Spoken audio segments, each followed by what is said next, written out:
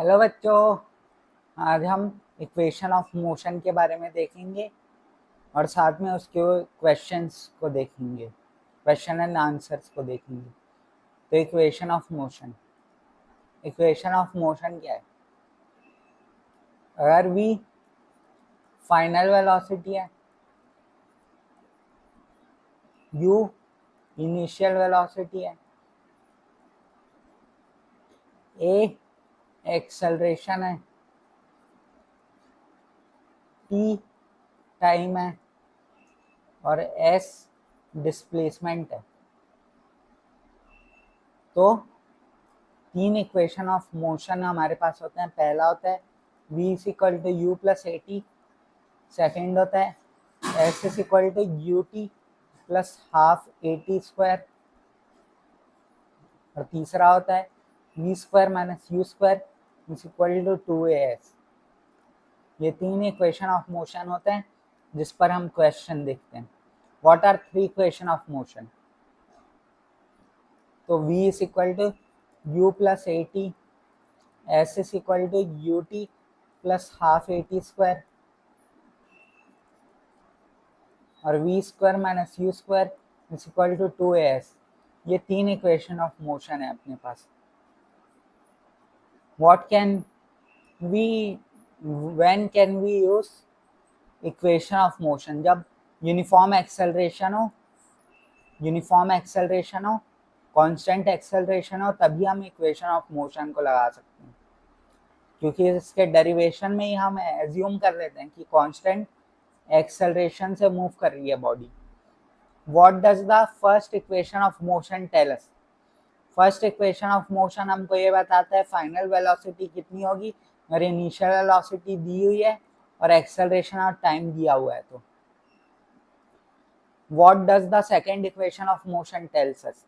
ये हमको डिस्प्लेसमेंट देता है और हमको इनिशियल वेलोसिटी पता है, टाइम पता है और एक्सेलरेशन पता है। तो तीसरा इक्वेशन ऑफ मोशन क्या देता है हमको?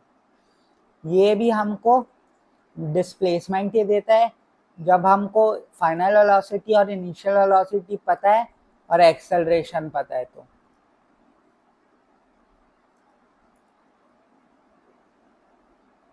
a car starts from rest and accelerates at 2 meter per second square for 5 seconds. Find the final velocity.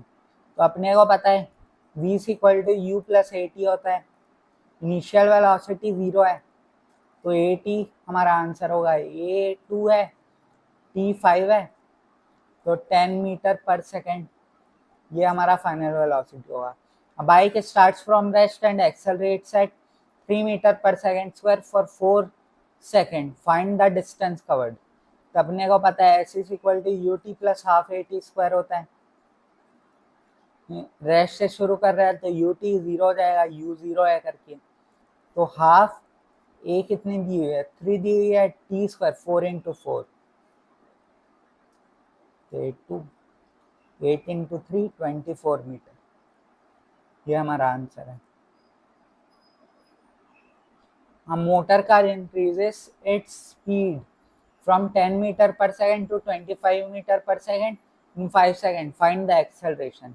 हमने वो पता है acceleration is equal to v minus u by t होता है, तो 25 minus 10 divided by 5, 3 meter per second square हमारे पास acceleration आ गया।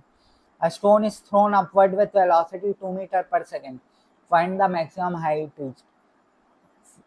एक स्टोन को हम नीचे से थ्रो करें तो सबसे टॉप पॉइंट में जाकर रुक जाएगी, तो वेलोसिटी फाइनल वेलोसिटी 0 हो जाएगी। इनिशियल वेलोसिटी 20 मीटर पर सेकेंड दिया हुआ है, हमको हाइट निकालना है।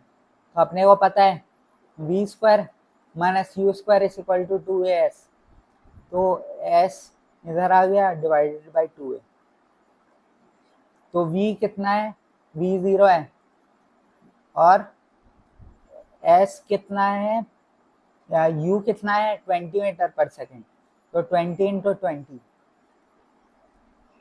डिवाइडेड बाई 2 इंटू 10, तो 2 से 10 हो गया और ये तो 20 मीटर हमारा आंसर आएगा।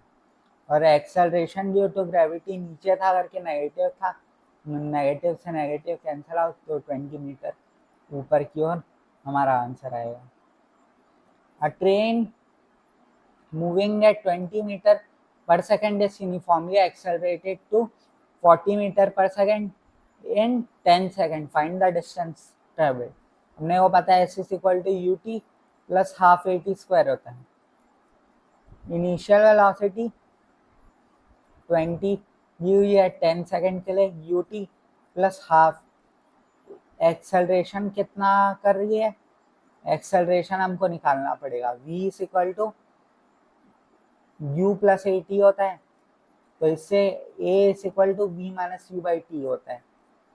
तो v 40 माइनस 20 डिवाइडेड बाई 10, जो क्या आ जाएगा 2 मीटर पर सेकेंड स्क्वायर। तो 2 इंटू टी स्क्वायर, टी कितना है 10 इंटू 10, ये आ जाएगा 300 मीटर हमारे पास एस की वैल्यू, डिस्प्लेसमेंट की वैल्यू। Thank you.